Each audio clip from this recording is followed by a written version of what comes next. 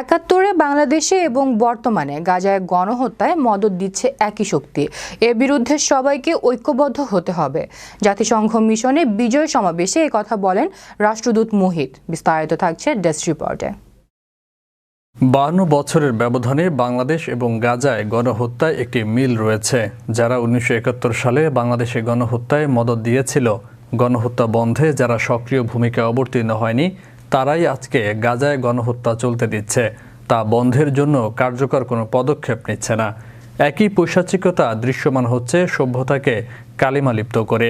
জাতিসংঘে বাংলাদেশের স্থায়ী প্রতিনিধি ও রাষ্ট্রদূত এম এ মুহিত 16 ডিসেম্বর শনিবার বিজয় দিবসের সমাবেশে একথা বলেন। আরও উল্লেখ করেন, তবে বাংলাদেশে মুক্তিযুদ্ধের 9 মাসে 30 লাখ অর্থাৎ 2 মাসে 6,66,000 তাজা প্রাণ কেড়ে নেওয়া হয়। রাষ্ট্রদূত মুহিত উল্লেখ করেন, বাংলাদেশকে বুদ্ধিবৃত্তিকভাবে মেধাশূন্য করার নীল নকশার অংশ হিসেবে 71 ডিসেম্বরের দ্বিতীয় সপ্তাহে প্রথিতযশা 991 শিক্ষক, 93 সাংবাদিক, 49 চিকিৎসক, 42 জন আইনজীবী এবং 16 জন বিজ্ঞানী ও দার্শনিককে হত্যা করে ঘাতকের দল। যদি স্বাধীন হয়ও তাতে যাতে মেধাশূন্য, মেরুদণ্ডহীন, বুদ্ধিবৃত্তিকভাবে মেরুদণ্ডহীন করে দেওয়ার প্রক্রিয়া হিসাবে 14 ডিসেম্বরে রাফলি 991 জন শিক্ষক, 93 জন সাংবাদিক, 49 জন চিকিৎসক, 42 জন আইনজীবী, 16 জন বিজ্ঞানী এবং দার্শনিককে তারা হত্যা করে। পৃথিবীর জঘন্যতম হত্যাকাণ্ড একটা দেশের বুদ্ধিজীবীদের হত্যাকাণ্ড করা হয়েছিল।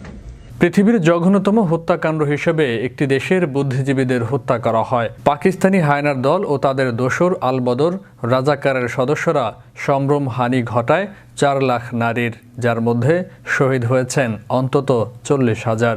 সেই যুদ্ধে আমাদের 2 লাখেরও বেশি মা বোনকে সম্ভ্রমহানি হয়েছিল এবং আমরা জানি কিনা জানি না, তাদের 40,000-এর বেশি কিন্তু শুধুমাত্র এই যৌন নির্যাতনের জনিত কারণে কিন্তু মৃত্যুবরণ করেছে। আমি তাদের কাছে গভীর শ্রদ্ধার সাথে স্মরণ করি। রাষ্ট্রদূত মুহিত বলেন, 71-এর মুক্তিযুদ্ধের বিরুদ্ধে পাক হায়নাদের বর্বরতাকে অনেক তথ্যই পশ্চিমা বিশ্বের গণমাধ্যমে তেমনভাবে স্থান পায়নি বলে বিবেক জাগ্রত হতে সময় লেগেছে।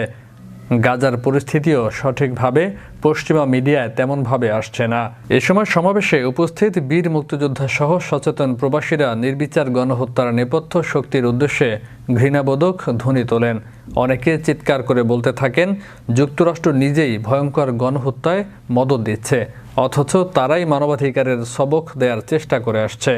এমন স্ববিরোধী আচরণের বিরুদ্ধে গোটা বিশ্বকে ঐক্যবদ্ধ হওয়া জরুরি। আজকে গাজায় যে ভয়াবহ হত্যাকাণ্ড, ধ্বংসযজ্ঞ চলছে, সেখানে কিন্তু গত 2 মাসে 25,000-এর মতো মানুষ মারা গেছে। বাংলাদেশের স্বাধীনতা যুদ্ধে 9 মাসে যদি 30 লক্ষ লোক মারা যায়, তাহলে প্রতি মাসে কিন্তু 3,30,000-এর মতো মানুষ মারা গেছে। কি ভয়াবহ একটা ব্যাপার! তখন পশ্চিমা সংবাদ মাধ্যম আমাদের পক্ষে ছিল না বলে বিশ্ব মানুষের কাছে ঠিকমতো সেটা পৌঁছায় নাই। আজকেও গাজার ক্ষেত্রে সেটা হতো, যদি না কিছু সংবাদ মাধ্যম আল জাজিরার মধ্যে না থাকতো, তাহলে আমরা হয়তো এটা প্রকৃত চিত্রটা এখনই পেতাম না। বাংলাদেশ মিশনের বঙ্গবন্ধু মিলনায়তনে অনুষ্ঠিত এ সমাবেশের স্লোগান ছিল, বঙ্গবন্ধু উক্তি, আমরা গণতন্ত্রে বিশ্বাস করি।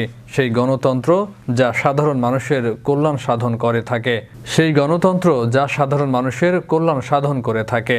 জাতির পিতা এবং 30 লাখ শহীদদের প্রতি শ্রদ্ধা জানিয়ে সকলে দাঁড়িয়ে 1 মিনিট নীরবতা পালনের পর নিউ ইয়র্ক সিটির উডসাইডে আহলুল বায়ত মিশন মসজিদের ইমাম ডক্টর সাইয়েদ মুতাওয়াক্কিল বিল্লাহ রাব্বানীর নেতৃত্বে বিশেষ দোয়া মাহফিলের মধ্য দিয়ে শুরু সমাবেশে রাষ্ট্রদূত মুহিত 52 বছরের উন্নয়ন অগ্রগতির একটি ধারা বিবরণী দিয়েছেন। অনুষ্ঠানে উপস্থিত সবাইকে বিজয় দিবসের শুভেচ্ছা জানিয়ে রাষ্ট্রদূত বলেন, বঙ্গবন্ধুর স্বপ্নের সোনার বাংলা গড়ার লক্ষ্যে প্রধানমন্ত্রী শেখ হাসিনার বলিষ্ঠ নেতৃত্বে রূপকল্প 2021, রূপকল্প 2041 ও ডেল্টা পরিকল্পনা 2100 বাস্তবায়ন করে যাচ্ছে বাংলাদেশ সরকার। আমরা এই জায়গায় থেমে থাকলে হবে না, আমরা এখান থেকে আরো বহুদূর যেতে হবে। আমরা উচ্চ মধ্যমার দেশ হতে হবে, আমরা উন্নত দেশ হতে পারে। সেই জন্য মাননীয় প্রধানমন্ত্রী আমাদের ভিশন 2021 পূরণ করে বাস্তবায়ন করেছেন। আমরা এখন ভিশন 2041 বাস্তবায়নের পক্ষে আছি। আমরা ডেল্টা প্ল্যান 2100 বাস্তবায়নের পক্ষে। বিজয় দিবসের চেতনায় আরো বক্তব্য রাখেন সেক্টর কমান্ডার্স ফোরাম মুক্তিযুদ্ধ 71-এর যুক্তরাষ্ট্র শাখার প্রেসিডেন্ট বীর মুক্তিযোদ্ধা Lablu Ansar, Bangladesh liberation war veterans 71-এর প্রেসিডেন্ট বীর মুক্তিযোদ্ধা গোলাম মোস্তফা খান মিরাজ, যুক্তরাষ্ট্র মুক্তিযোদ্ধা সংসদের কমান্ডার বীর মুক্তিযোদ্ধা মুকিত চৌধুরী, মুক্তিযোদ্ধা সংহতি পরিষদের সেক্রেটারি বীর মুক্তিযোদ্ধা ফারুক আহমেদ, স্বাধীন বাংলা বেতার কেন্দ্রের কিংবদন্তি শিল্পী রথীন্দ্রনাথ রায়, বীর প্রতীক খেতাবপ্রাপ্ত মুক্তিযোদ্ধা মেজর অবসরপ্রাপ্ত মঞ্জুর আহমেদ, জেনোসাইড ৭১ ফাউন্ডেশনের সভাপতি বীর মুক্তিযোদ্ধা ডক্টর প্রদীপ কর, যুক্তরাষ্ট্র শ্রমিক লীগের সভাপতি আজিজুল হক খোকন, যুক্তরাষ্ট্র আওয়ামী লীগের উপদেষ্টা মাসুদুল হাসান খান সহ আরও অনেকে।